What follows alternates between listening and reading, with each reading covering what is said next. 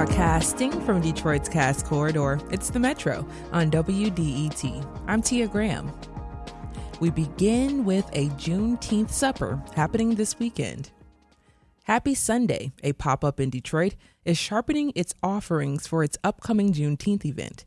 The event takes place at a restaurant in Detroit and happens every other month.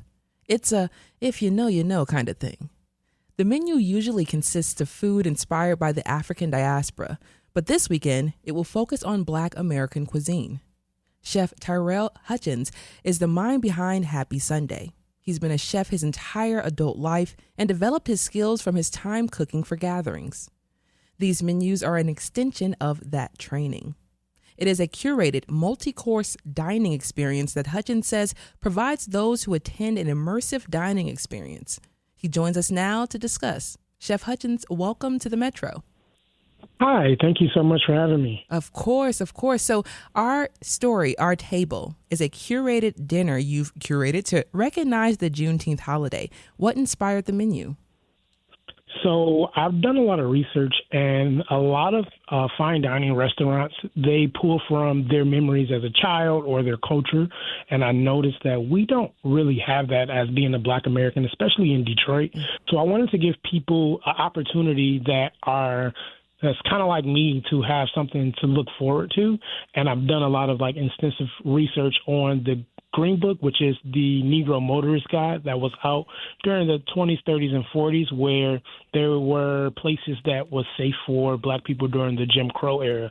So this entire menu is designed around that and the food that they ate. Like, for example, they would fry chicken on the way to a long trip because you really didn't know where you could stop. And they had this technique to where if you deep fried something, it preserved it and it kept it safe from going bad.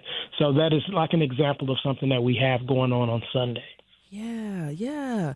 And you've been hosting a dinner at Freya called Happy Sunday. You call the meals a modern interpretation of the African diaspora through food. How will this Sunday's events differ from what you typically do? So usually I try to pull from a lot of the diaspora, so West Africa, the Caribbean, and also America. But this one is solely around just Black American cuisine. So people coined it as soul food, but I like to stay away from that word. So most definitely just things that were founded here, things that we grew up eating, and just giving the history and the context behind it. For example, last week I was on Fox 2 and I talked about James Hemings, who was Thomas Jefferson's slave, who ended up being his cook. And he went to France for a year to be trained. And he brought back a dish that we all know, which is macaroni pie. We know it as macaroni and cheese. So telling those stories and giving those history bits to where we can connect the food to its origin is something that I'm kind of striving for this Sunday. And with the research you've done so far, why do you avoid the term soul food? Because soul food is, it puts you in a box, It's when you think of cuisine, and I say Italian cuisine, you can name off 50 different things. Or if I list off French cuisine, you can name off a whole bunch of things. But when you say soul food, you automatically think macaroni and cheese, collard greens, fried chicken, black-eyed peas. And it is so much more than those four things. And I want to get people to understand that there's so much more to our history, our culture, our cuisine. So I like to just call it Black American food, because that's what it is. In a sense, we took what we were giving and we made the best out of it. And it has since become marginalized and diluted. And I want to get back to the root of everything. Yeah, just hearing you explain that, I had a conversation literally just earlier, and that's some of the things that I named off when I was talking about soul food. So expanding our idea of what it means in general, like you said, Black American food is a better way to describe what we're talking about here. Chef, this menu, is this like a tasting menu? Yeah, so we do tasting menus. Coming up soon, we will be doing no reservations, just come as you are. But right now, I wanted to prove a point that our food has a spot in the highest form of dining. A lot of these tasting menus, it's for like the 1%. And I just wanted to show people that even people that look like us can be a part of that 1%, and we can execute at a level that's higher than that, and show people that there's more to food than just a takeout box. Yeah. You're listening to The Metro. I'm Tia Graham. My guest is Chef Terrell Hutchins. He hosts Happy Sunday, a multi-course pop-up dinner happening. This Sunday he is hosting a Juneteenth edition featuring Black American cuisine. Now, just briefly, if you could, describe a few more foods that you would put under the umbrella of Black American cuisine outside of fried chicken and macaroni and cheese and collard greens. So barbecue is a big one. You know, barbecue, a lot of people have like open fire cooking techniques, but nothing like American barbecue, to where depending on the region of where you are changes the style of barbecue and the flavor of barbecue. You know, you have your Carolina, which if you go towards the coastal is more vinegar based. If you go towards the northern and the west of Carolina, you have more of a mustard base. If you go towards Memphis, it's more sweet and ketchup. And if you go towards Texas, it's definitely sweet and peppery. So it's just like, those are things where it's just like, wow, based on the region changes the entire food. And barbecue itself is something that we don't think of as a cuisine, and it is such like a honored technique to have, and it's ours. And I want people to know that. Another food that is very like Black American would be just greens, not just collard greens, not just stewing them, but all type of like, we grew what we could in the conditions that we could. So dandelion greens, mustard greens, turnip greens, kale, those are all things of food ways that Black Americans made possible. I remember growing up as a kid, and everyone on my block had a garden, and we never understood, like, why are we in this garden picking stuff? And we would eat, and we would eat great. And now as an adult and as a chef, you see that this is what people are like sought after. They want the freshest food. They want the farm to table experience. And that's something that, you know, in my opinion, that we created. Yes. I mean, I remember my grandma, she was from Arkansas, and she moved up and she had her chicken coop in the back. She would grab fresh eggs, and we would have fresh eggs for breakfast. And that was just something that she just did. And so, you know, just thinking about that and just thinking about the importance of urban gardening, I know that you are going to be working with local gardens as well. Could you talk a little bit about why it's so important for you to bring those techniques, the understanding that Black American cuisine is larger than what we've been taught? Why is that so important? Why is it important for you to connect with our local farms?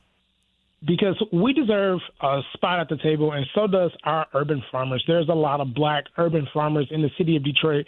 If I'm not mistaken, Detroit is one of the largest urban farming communities in America, and Michigan is one of the largest producers of produce in America as well. So being in the Great Lakes, I feel like it is very vital to kind of like capitalize on the things that we have around us. Our urban farmers are using a lot of ingenuity to create and to produce, and I want to highlight what they're doing at the highest level. So we do have something in the works for later this summer to kind of like celebrate the farmers, but also celebrate the end of the summer with the big harvest and things of that sort. Now, Chef, back to the dinner that's happening this Sunday, Happy Sunday. This meal is a pop-up, which we've seen plenty of chefs start with and then go on to open their own restaurant. How has this particular model served you?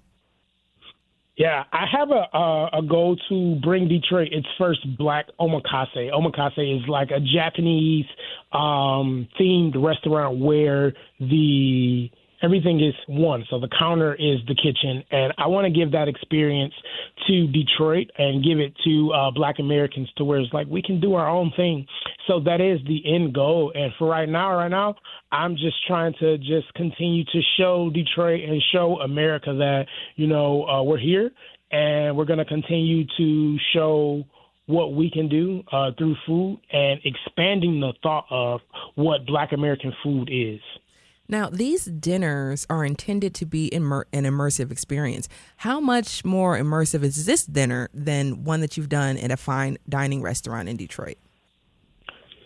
It's It differs because it's more of a journey. So there's we'll take the restaurant and we'll use different rooms of the restaurant to show or to like prove a point. And like we give history and tidbits behind things. For like in a previous dinner where we had a jerk chicken or a jerk product, we explain what that really is, where it comes from, and the significance behind it. And in this dinner, it's all about Juneteenth. So the travel from freedom to the Great Migration to post Jim Crow era to current day.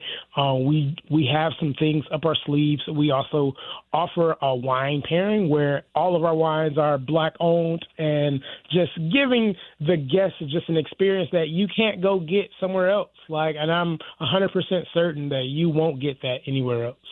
Now, based on everything that you've learned so far, especially preparing for this particular Juneteenth edition of Happy Sunday, what's one of your favorite dishes that you learned and prepared? I would have to say it's the barbecue, because I love barbecue. And in college, I'm a Q. So in college, we barbecued a lot, So it was nice to kind of find like the history behind it. And I went to college in Alabama, so it was just like I had a lot of like older frat brothers kind of just like show me the ropes and connect what they were telling me to the history that I've learned. It's amazing and it's eye-opening. Yes, and Chef, really quickly, I want to discuss broadly about the industry. Most restaurants operate on razor-thin margins, so working at a restaurant is widely considered a high-stress environment. Is that your experience? And if so, how have you learned to manage it? Breathing. It is definitely high stress, high intensity with low margins. So you really have to kind of like be on top of everything. Yeah. You have to be organized. You have to be creative and to not wasting. I believe in zero waste. So if I'm making collard greens, I'm not throwing my stems away. I'm going to pickle those. I'm going to preserve things. I don't want to waste anything. For our chicken course that we're going to do, we buy the whole chicken and we use from what they call in the industry head to tail. So we use every part of the chicken, whether if it's in a sauce, whether if it's in a sausage or whatever the case may be. We try to have zero waste, because if you pay for it, you might as well use it. And that's something that our ancestors did a lot of. They didn't waste anything. So that is something that I find that I can connect with things being so tight. So just using the entire product, using everything that you can, and also just understanding that it is stressful. So you have to like find mechanisms to kind of like cope. So like working on breathing exercises and detaching from the industry. So like I'm a father and I'm a husband. So like when I'm not at work, I'm not at work. With the kids and just trying to enjoy life and enjoy everything. And when I'm at work and I'm giving it my all. So that's one way that I find to cope. I don't really like use substances or anything of that nature. I just breathe, deep breaths, and kind of like try to think clearly. Yes. Chef Terrell Hutchins hosts the Happy Sunday pop-up at Freya in Detroit. There are 2 showings for his Juneteenth pop-up this Sunday, June 14th. Chef, thank you so much for joining us on the Metro today. I learned so much and can't wait to learn more from you. Thank you so much for having me. Appreciate it.